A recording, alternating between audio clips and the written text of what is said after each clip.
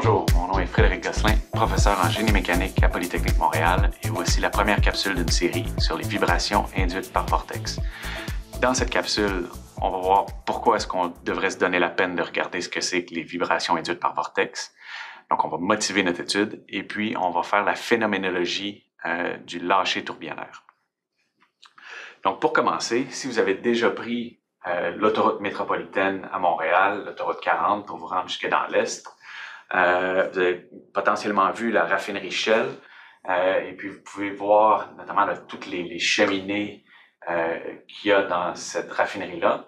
Et ce que vous remarquerez peut-être, c'est toutes les virures, donc les espèces de vrilles hélicoïdales, les streaks qu'on dit en anglais, sur les cheminées. Donc, vous êtes-vous déjà demandé à quoi ça sert?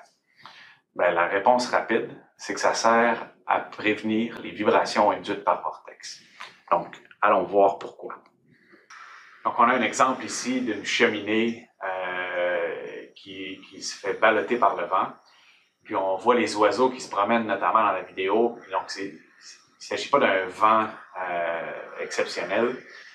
L'arbre aussi, on remarque qu'il n'est pas complètement déformé par le vent. Donc, il ne s'agit pas d'une tempête ou quelque chose comme ça. Donc, il y a un phénomène à la base qui fait en sorte que la cheminée vibre comme ça. Et puis, je peux vous garantir que en termes de vie en fatigue, des longues structures comme ça qui oscillent comme ça avec le vent, ça fera pas long feu. Donc, le phénomène des vibrations induites par vortex peut se produire sur des cheminées, dans l'air, donc le fluide c'est l'air, mais ça peut se produire aussi dans l'eau. Donc, on a ici la plateforme Genesis à son départ du port Aransas au Texas. Donc, c'est une plateforme pétrolière pour aller en haute mer, dans le golfe du Mexique ici.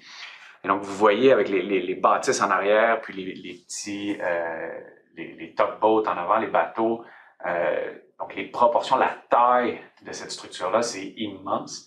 Et puis, vous voyez les mêmes virures hélicoïdales sur cette structure-là. Donc, les courants marins sur ces grosses structures-là pourraient avoir le même effet que sur la cheminée qu'on vient de voir.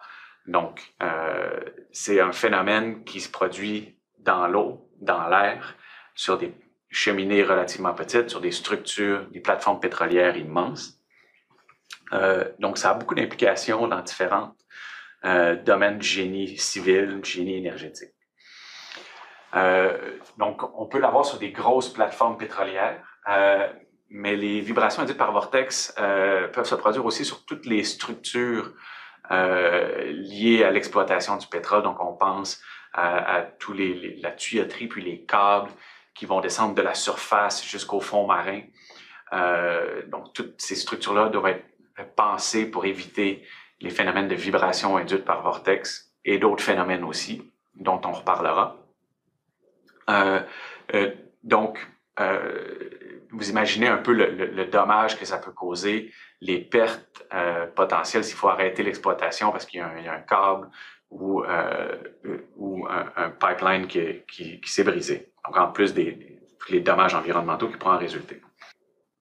Donc, qu'est-ce que c'est que les vibrations induites par vortex? Mais à la base, il y a un phénomène purement mécanique des fluides qui est présent. Donc, c'est celui de l'allée de von Karman. Donc, c'est le lâcher tourbillonnaire qui se produit derrière le sillage, dans le sillage d'un corps dans un écoulement.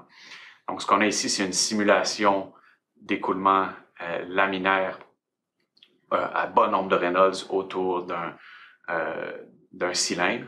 Et puis, ce qu'on voit, c'est que les lignes de courant qui sont initialement toutes très droites sont perturbées par notre objet. Et puis, dans son sillage, on a des tourbillons qui sont relâchés un après l'autre. Donc, notre cylindre ici, il ne vibre pas, mais malgré ça, on a une instabilité dans l'écoulement qui est purement hydrodynamique, qui va créer ces tourbillons-là.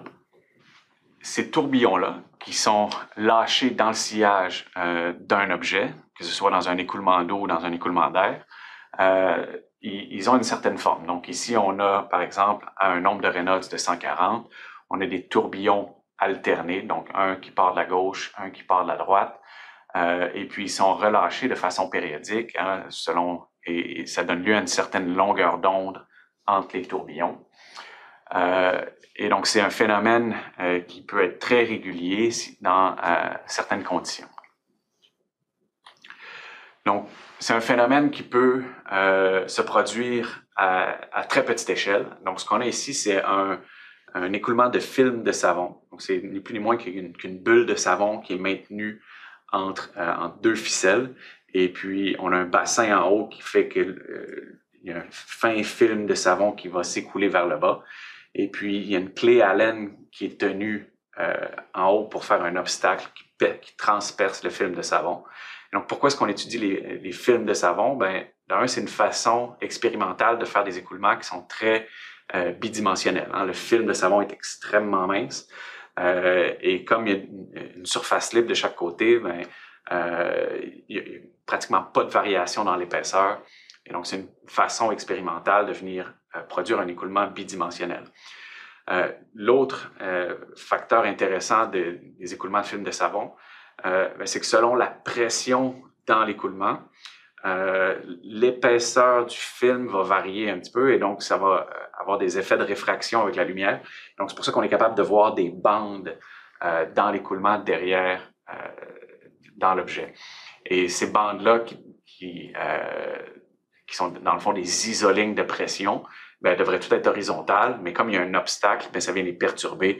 Et puis là, on est capable de visualiser les tourbillons dans le sillage de notre petite clé Allen ici. Donc, on est capable d'avoir une allée de von Karman à très petite taille, mais avec des images satellites, on est capable de voir des allées de von Karman gigantesques. Donc, on a une île ici dans l'Arctique et les images satellites ont montré, on est capable d'observer ça. Il y a beaucoup d'exemples disponibles sur Internet. Donc, la NASA notamment publie beaucoup d'images comme ça, où on voit carrément l'allée de von Karman qui se développe dans le sillage, dans les nuages, à cause de l'obstacle que l'île fait au courant atmosphérique. Donc, on peut avoir une allée de von Karman à très petite échelle dans notre film de savon, puis on peut l'avoir à une échelle gigantesque derrière une île dans un écoulement atmosphérique. Ça peut se faire dans un écoulement d'air sur une cheminée. Ça peut se faire dans un écoulement d'eau autour d'une plateforme pétrolière. Donc, je ne sais pas pour vous, mais le réflexe que vous devriez avoir en voyant tous ces exemples-là, c'est de crier « analyse dimensionnelle ». Et donc, je vous propose de regarder la prochaine capsule où on va faire l'analyse dimensionnelle du lâcher tourbillonnaire.